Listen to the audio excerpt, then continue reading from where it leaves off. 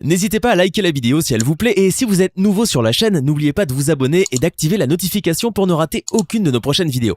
On commence.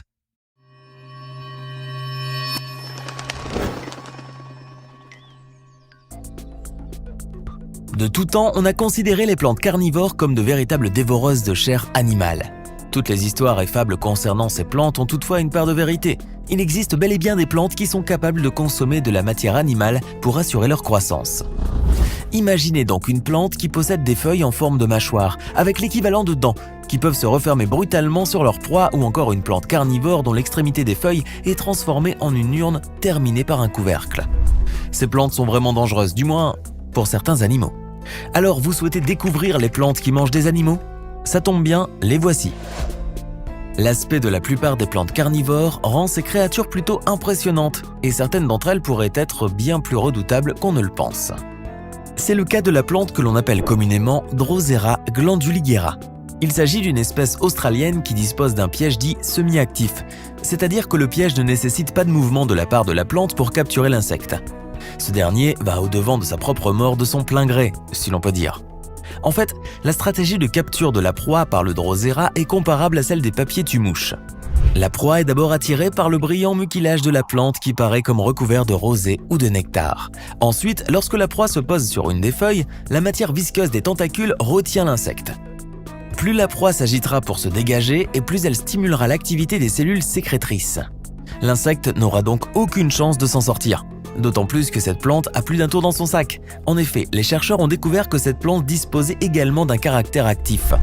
Et oui, certaines espèces de cette plante disposent aussi de tentacules non adhésifs qui se courbent vers le centre de la feuille piège, en tout juste 75 millisecondes après le moment où l'insecte s'y pose.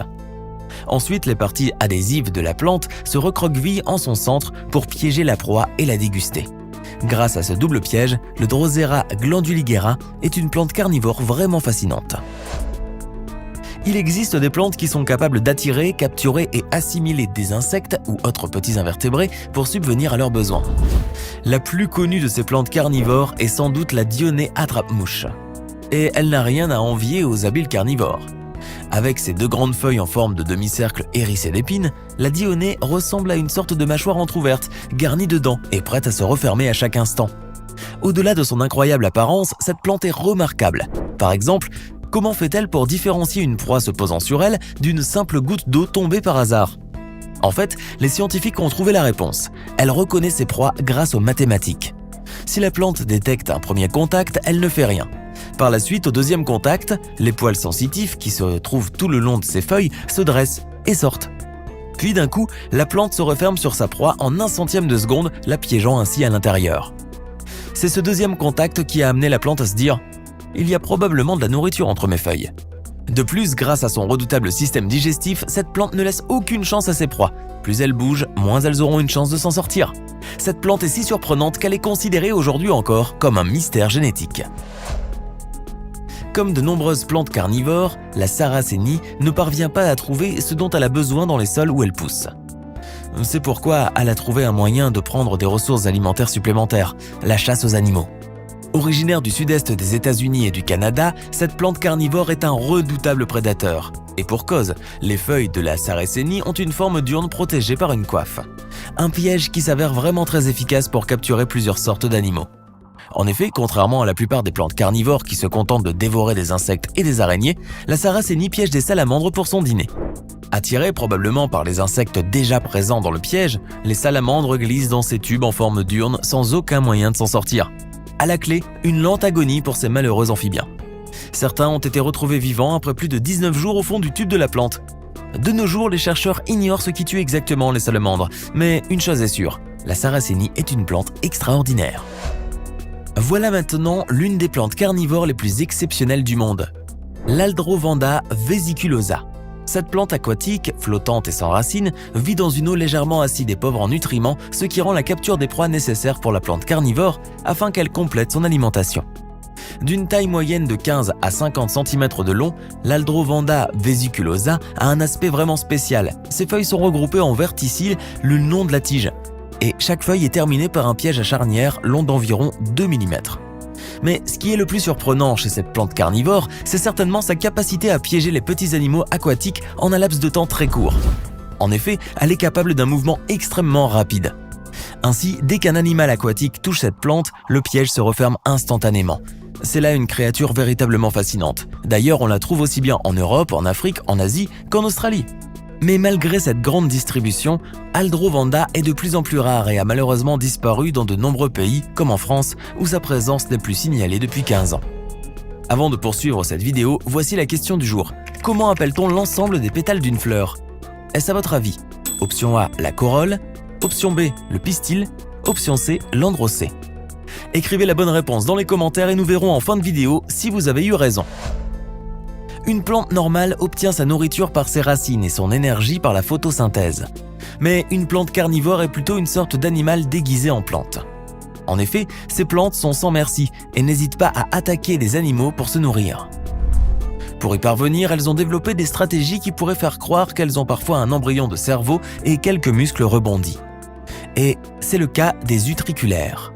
Ce carnivore vert est majoritairement aquatique, flottant et sans racines. Par conséquent, l'utriculaire se nourrit exclusivement des animaux qui se trouvent sous l'eau. Et pour capturer sa proie, l'utriculaire dispose d'un piège dit actif, très efficace. En fait, le piège de ces plantes est recouvert de poils sensitifs.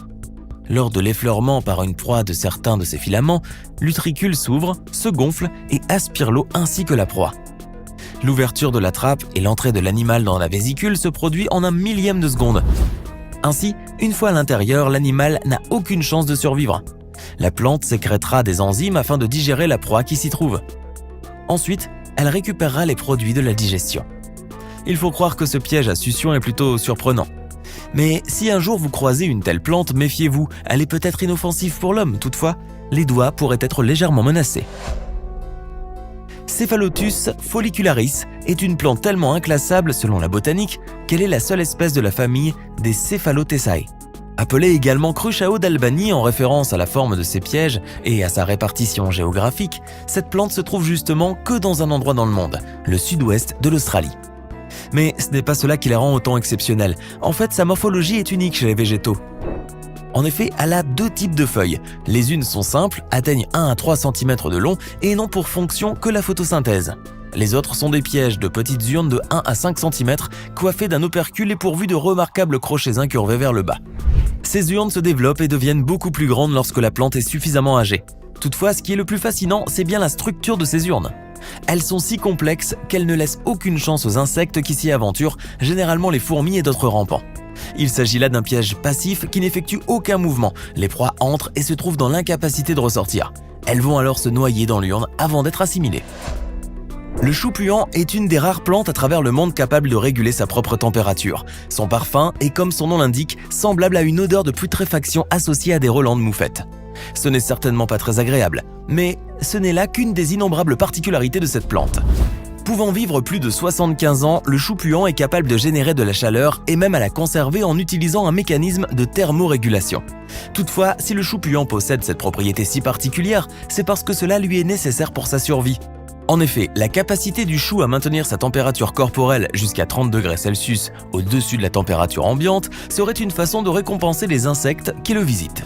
En créant un cocon de chaleur à l'intérieur de leur enveloppe en forme de corne, les choux fournissent aux insectes un hôtel 5 étoiles où ils peuvent manger et se reproduire au chaud et à l'abri. En retour, ces derniers favorisent la pollinisation, dispersent le pollen de fleur en fleur, permettant aux choux de se reproduire. Ainsi, tous ces mécanismes si exceptionnels font partie d'une stratégie permettant à la plante d'imiter un animal en décomposition afin d'attirer à elle les insectes charognards qui propageront son pollen et assureront sa reproduction. Il faut croire que la pollinisation est ici bel et bien fondée sur une tromperie. Les népenthès sont des plantes carnivores qui piègent entre autres les insectes. Elles possèdent des feuilles en forme d'urne dont les parois sont les plus glissantes qui soient dans le règne végétal. Les népenthès piègent leur proie d'une manière aussi simple que remarquable. L'insecte est attiré par le rebord brillant de l'urne, couvert d'un nectar odoriférant. Ainsi, l'insecte glisse dans la paroi où il est progressivement dissous par le liquide digestif. L'animal n'a aucun moyen de s'en tirer à cause de la présence de poils. Par conséquent, la proie se noie avant d'être digérée par les enzymes sécrétées par l'urne de la plante. Mais les népenthès n'ont pas fini de nous surprendre. En effet, une des espèces de cette plante, la Nepenthes radia, est considérée comme la plus grande plante carnivore du monde. C'est certainement cette plante qui a inspiré le récit légendaire de l'arbre mangeur d'hommes. Toutefois, la réalité n'est pas aussi extravagante. Elle se contente de capturer des lézards et des oiseaux. Par ailleurs, cette espèce de Nepenthes n'est pas la seule à être aussi étonnante. Récemment, des chercheurs ont découvert une toute nouvelle espèce. Celle-ci a été baptisée Tenax, ce qui signifie tenace en latin. Ce n'est pas pour rien qu'elle porte ce nom. Cette plante ne se contente pas toujours de son repas ordinaire constitué d'insectes. Et oui, elle préfère manger les rats, ce qui est pour le moins vraiment incroyable. Maintenant, à votre tour de nous dire en commentaire laquelle de ces plantes carnivores est selon vous la plus fascinante. Connaissez-vous d'autres plantes qui mangent des animaux ? Sinon, l'ensemble des pétales d'une fleur forme la corolle. J'espère que vous avez été nombreux à trouver la bonne réponse. Ce n'est pas fini. Envie d'en voir plus ? Regardez tout de suite une vidéo insolite, pleine de séquences incroyables et de découvertes inégalables sur la chaîne Eureka. Eureka est une chaîne consacrée aux listes insolites qui publie plusieurs fois par semaine des vidéos incroyables sur des sujets inédits. Cliquez tout de suite sur Eureka et découvrez maintenant la toute dernière vidéo de la chaîne. À demain!